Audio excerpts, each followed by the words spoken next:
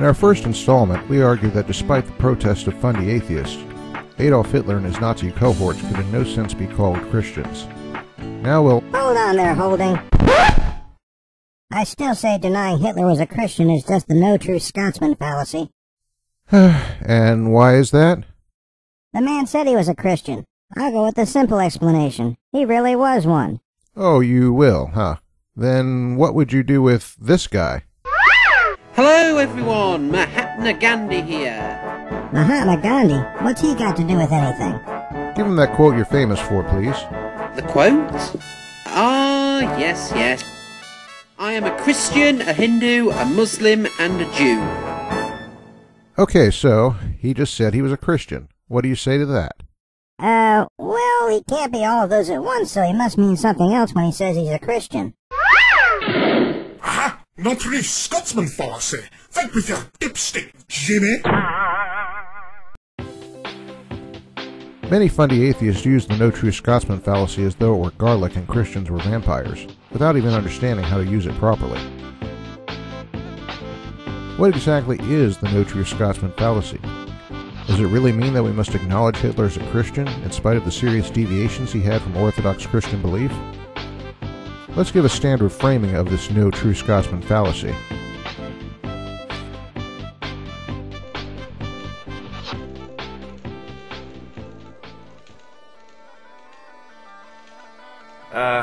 Nothing like a nice bowl of porridge, eh, McStoke? Aye, that sure is true, MacWeasel. Aye, it's a good thing. Here, hold on a minute. What's that you're doing? I'm putting sugar on me porridge. What? No true Scotsman eats his porridge with sugar on it. I eat my porridge with sugar on it. As I said, no true Scotsman eats his porridge with sugar on it. Now the logic of this story is expressed thusly. No true Scotsman eats his porridge with sugar. McStote eats his porridge with sugar. Therefore, McStote is no true Scotsman. What we have here are two categories which are non-intersecting sets. In the story, Scotsman is set X, while eating porridge with sugar is set Y. McStote eating his porridge with sugar is an object in set Y. The word Scotsman refers to an ethnic category. It has absolutely nothing to do with how one takes one's porridge. So the two sets, Y and X, are capable of intersecting. Now, to illustrate this further, let's change the story a little.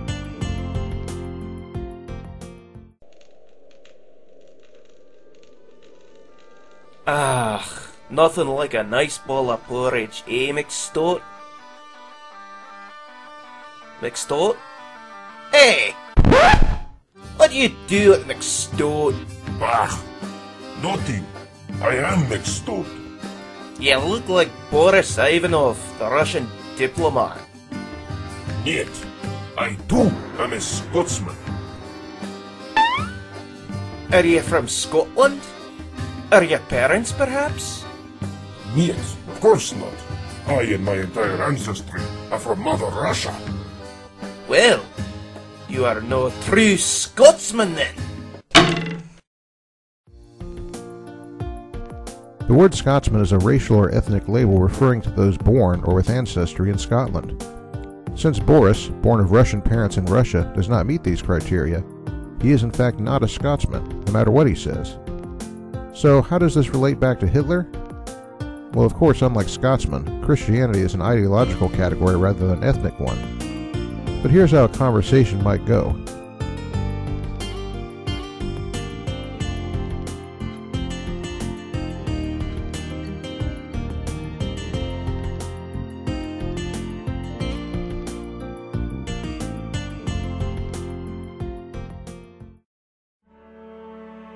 Just as we can ask who qualifies as a Christian, we can also ask who qualifies as a patriotic American.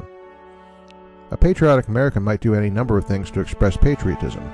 Display the American flag, join the military or some other organization to serve the country, become intimately familiar with the contents of the Bill of Rights or the Declaration of Independence, or simply be a law-abiding citizen. Arguably, these are all examples of things one can do to be called a patriot. Yet, of course, the absence of these things does not cause us to say someone is not a patriot.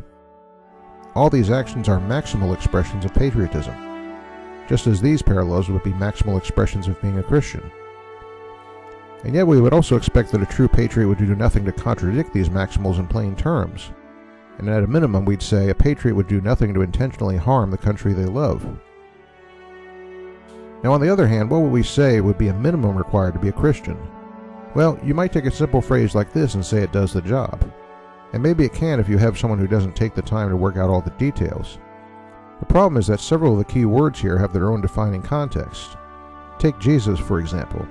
There have been a number of ideas about who or what Jesus was, and while some are not critical to his identity as the broker of the salvation covenant, others are, and it's those latter ones that get you in hot water in terms of being qualified to be a Christian.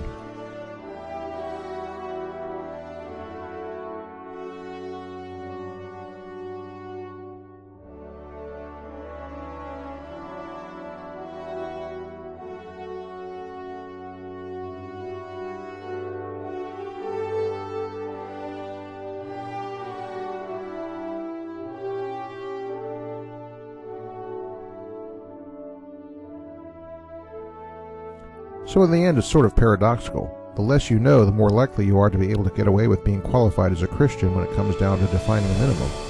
It's sort of like Jesus said, those who have more will be expected of them.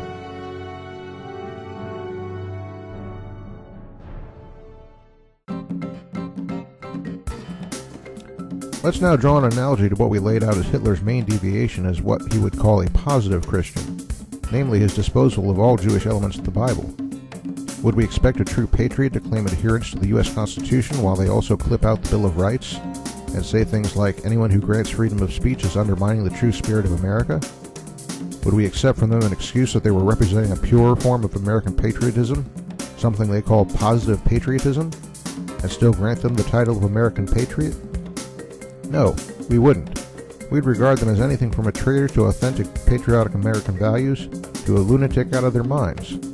If we take it to the extreme the fundy atheists do, here's what the result would be.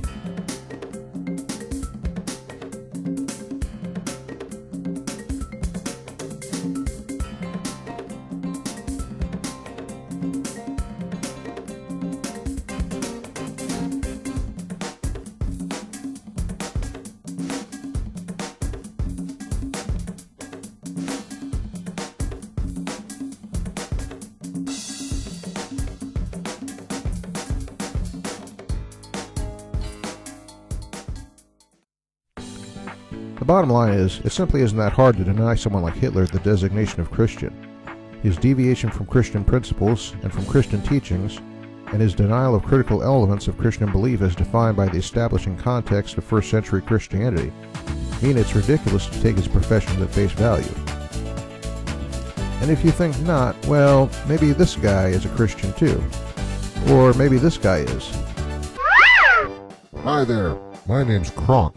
The only part of the Bible I believe in is Romans 6:3, and I think Jesus was an alien from the planet Fungaloo 7.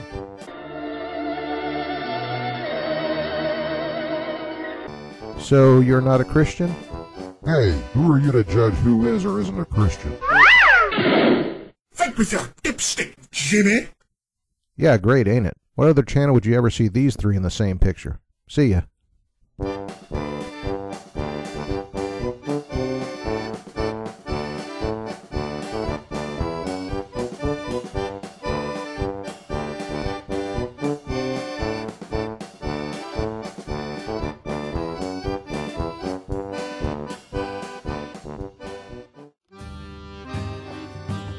In Soviet Russia, all the porridge eats you.